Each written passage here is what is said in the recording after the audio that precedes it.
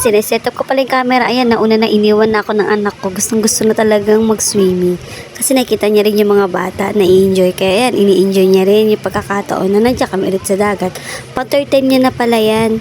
Yan, nung una, nung sa Bataan, yung pangalawa sa Real Quezon. Ay, yung pangatlo yung sa Batangas. Ayan, sobrang saya ng anak ko. Makikita mo naman sa mga ngiti niya.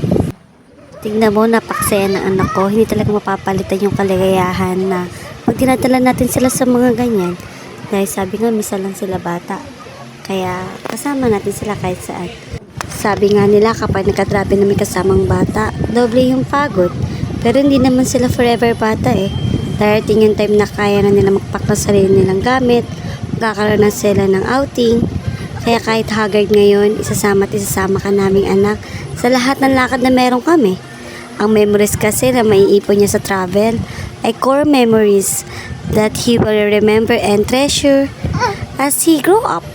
Sabi nga nila, in the end, kids won't remember the fancy toy, clothes, or shoes na nabinili mo sa kanila.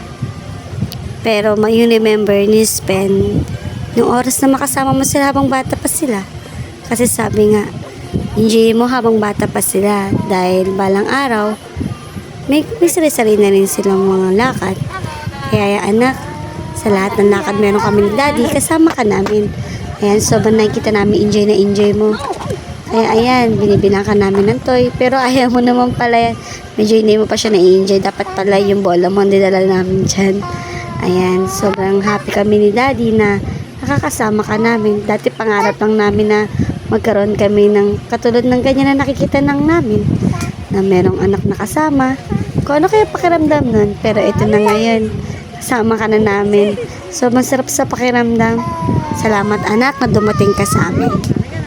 Ikaw nagbigay ng kulay sa mundo namin ni daddy. Ikaw ang tumupad sa mga pangarap namin anak.